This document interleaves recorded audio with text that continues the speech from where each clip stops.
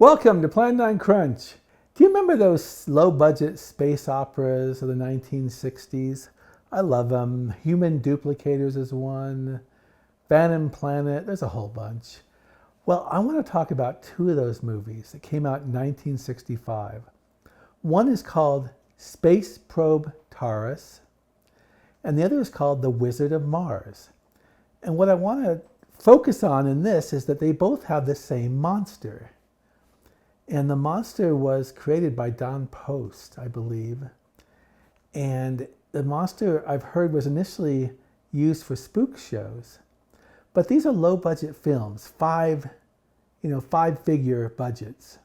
And they were looking for a creepy monster to add to their appeal. Let me talk about both films first of all. Space Probe Taurus was released by American International Pictures. And it has another title too called Space Monster. I imagine when they came out in video, Space Probe Taurus didn't seem that interesting, and so maybe they were pitching it under Space Monster. Leonard Katzman, who later gained some kind of success in the industry with the TV show Dallas, he wrote and directed Space Probe Taurus, and he is a nephew of Sam Katzman, who made all those Poverty Row films in the 1940s. Bela Lugosi was in some.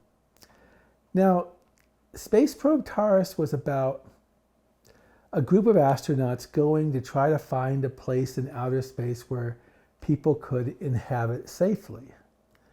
And these movies like Wizard of Mars and Space Probe Taurus, they're very low budget, but their interest is they sort of exist in the same kind of way as they kind of inspired, I don't know if they inspired, but they're sort of like Star Trek, which came later, and also even 2001: A Space Odyssey. So these low-budget films actually were predecessors of far more influential films. Now, in Space Probe Taurus, you have 4 astronauts, and they're very stereotypical. Francine York's in the movie. She was a scream queen of the 60s, very pretty woman. And she plays a scientist. And then you have stereotypical character 1, who is the older guy, maybe 30 years older than anybody else, and he's the navigator, and he has all the old knowledge. Then you have the wisecracker, okay? He's always talking about quote-unquote dames and everything and trying to flirt with the woman. And, basically in these kind of movies, the wisecracker, even though he's not really a heavy, he's actually someone you like, ends up dying, okay, in the film. Then you have the sober, gung-ho, all-by-the-book pilot. And in these movies, and Space Probe Taurus is no different, the gung-ho leader of the group doesn't approve of a woman on the ship. And so they clash and they squabble, and guess what? Because we know how these movies go, they're so derivative, they fall in love eventually. All right, but here, let's get to the point of the movie now. We're going to watch a sequence where they're in outer space and they encounter another ship just hanging out there in outer space. And the 2 astronauts, the leader and the wisecracker, go out to see what's going on. And they're going to encounter a space monster. Jack, could you run this right now?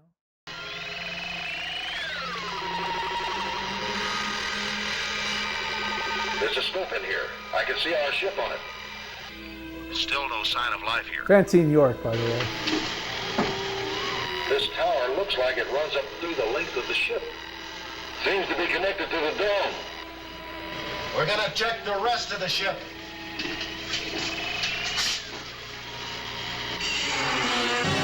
There! Space monster! We've got company. All right, nice and easy.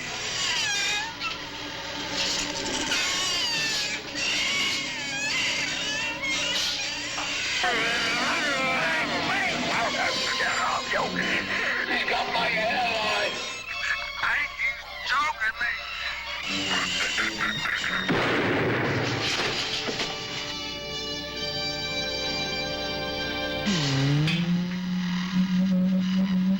You all right? Yeah, but what's going on here? It seemed to start when he fell. Like there was some connection with him and the machinery. Let's get out of here. Radiation's rising fast. Paul! We had to kill the alien. All hell's breaking loose in here. Put a grade A bomb with a timer in the airlock and leave the lock open. We're coming back. Okay, Jack, we can go away from it. Now, I'm not going to go through an entire plot of Space Probe Taurus. It goes on, it has more action. We might want to do a review of this sometime. The monster is kind of gross looking, kind of looks like Ross Perot if he'd been dead for like 10 weeks. I don't know, maybe that's not fair. But now what's interesting though, Space Probe Taurus was a film, I don't know if I mentioned this, it was shot in black and white. It was intended to be a theatrical film. And that would have made it rare because by the mid-60s, black and white theatrical films were falling out of favor. But for whatever reason, American International Pictures decided to release Space Probe Taurus directly to television. And so far as I know, it had no theatrical release.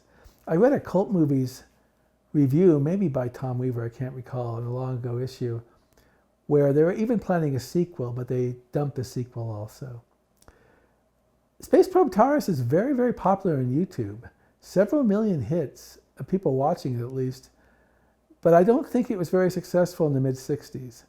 Like I said, I think it just went to TV and sort of disappeared for a while. So you saw the monster. Now we're going to get to the second movie, which is called The Wizard of Mars. And it's directed by David Hewitt, who is a common name in very low-budget space operas. Some of his films you might recall, my favorite of his is, what's it called again? Hold on, I'm going to look this up because it's bugging me because I had memorized it already to talk about. The Wizard of Mars, David Hewitt. He directed, let's see, here it is, Journey to the Center of Time. I actually like that movie. It's very low budget, but it's a very nifty film from David Hewitt when they go back in time. He also directed The Mighty Gorga, which is a Lost World type of plateau movie with a giant ape. The problem with The Mighty Gorga is you don't really see the ape, you just see his face. And it's pretty static too. Another movie he made was, what's it called? Gallery of Horror. And what's interesting about that film is it has both John Carradine and Lon Chaney in it. It's an anthology, which were popular in the 60s. And they were trying to make an anthology with a very, very low budget. Gallery of Horror is an interesting film. It's not a great film. Probably has the worst Dracula of all time in it. Carradine didn't play Dracula in that movie. But it's still a fun film. Hewitt was an inventive man who took budgets of $25,000, $30,000 and made decent features. Now we're going to talk about The Wizard of Oz, which cost $33,000, which David Hewitt directed here. It's about, once again, astronauts going through space, and they are drawn down to a planet. And they go through sand, they get on some rafts, and go through some water and are attacked by monsters that look like the Tingler from a Vincent Price movie. And then they go through some other areas and they get drawn to like a castle type area. Oh, because it's called The Wizard of Mars, they also see a yellow brick road. This is a bizarre movie, but it's a lot of fun. I actually enjoy it more than Space Probe Taurus, even though it's a much lower budget film, probably half the budget, probably a Space Probe Taurus. But they go to this castle and everything's deserted. They don't know where anything is.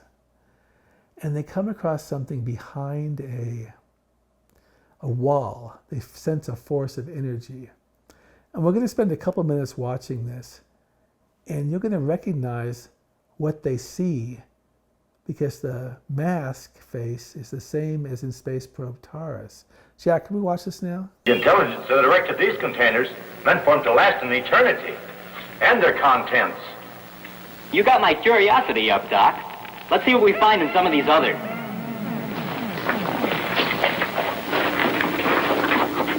Hey, So there's they're in something this in here, all deserted right. castle. What do you see? I can't tell for sure. Give me a hand.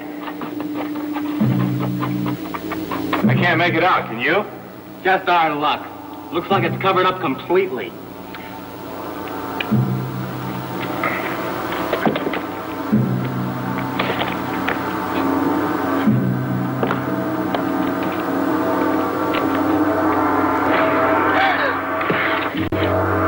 Do you recognize that face?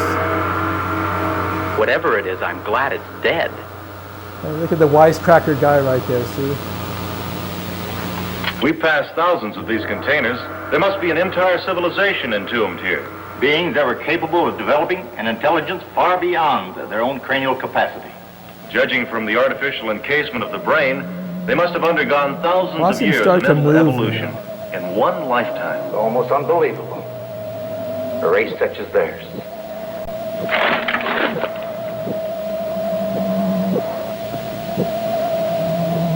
Look at the size of that brain.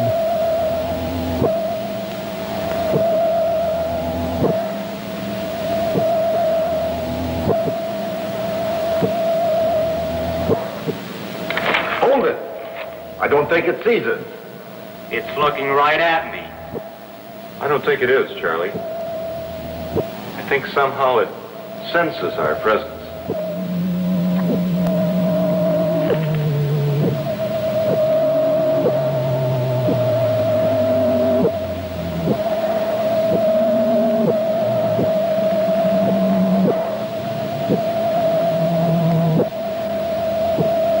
Kind of cool seeing the eyes right there.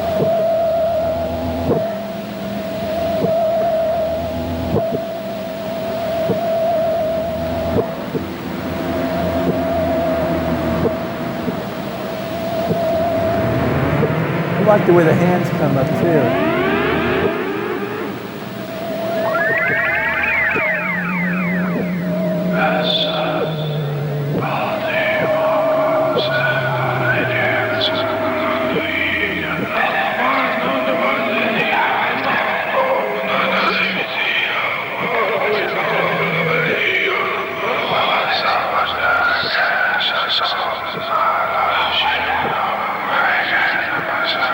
Takes him a long time to realize he needs help, right?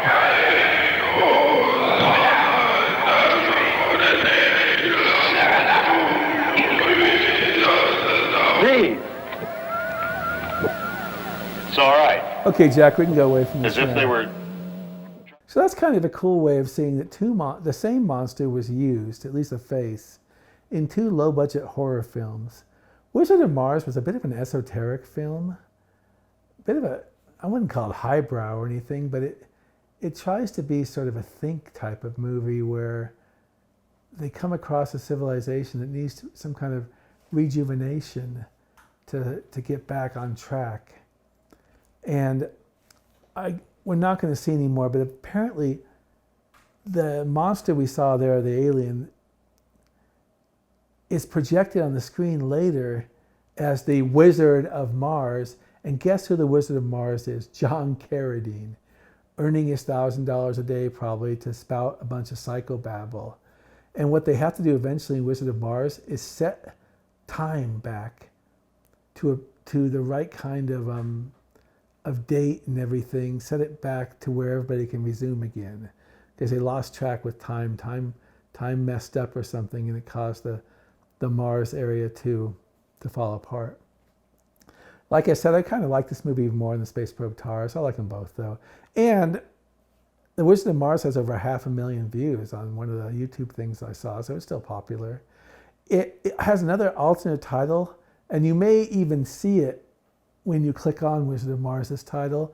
It must have been a video title called Horrors of the Red Planet.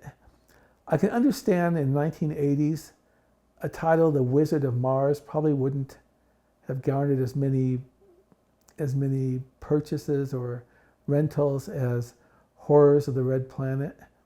I sometimes wonder when you see, because I lived in the 80s. I lived in the 80s and when you were going to video stores, and I rented a lot of movies that had really cool titles, but then turned out to be pretty tame. And this, I'm sure some people might have expected more from Horrors of the Red Planet than they got in this movie. But it is a fun film. You can see both these films on YouTube, Probably see them on streaming and Tubi and stuff like that. They're ubiquitous out there. And they're fun. They're worthy. Each are about, let's see, I think Wizard of Oz is an hour and 25 minutes and Space Probe Taurus is an hour and 21 minutes. And they got the same monster, and that's sort of known pretty well. I mean, if you read about the films, they'll note that. Don Post, who was well known, created the image. And we hope you've enjoyed this look at these 1960 space opera films. They're a lot of fun. Maybe we'll do The Human Duplicator soon, because I love that movie. It's another one that has Richard Keel in it, an early film. Anyways, I'm Doug Gibson for Plan 9 Crunch, and we're at YouTube, PLAN, digit 9, CRUNCH, and give us a subscribe there. It's free. And at TikTok, we have quite a bit of things now, so you can like us there, Plan 9 Crunch, and also we're at Plan 9 Crunch Podcast and Blog, it's called. On Facebook, you can like us there, follow us there. And we have a blog itself where Steve Stones, myself, and my son Joe Gibson have written reviews. We have over 1,000 reviews on there, and it's plan9crunch.com. So anyways, thanks very much for joining with us this summer on this day, and that's a wrap.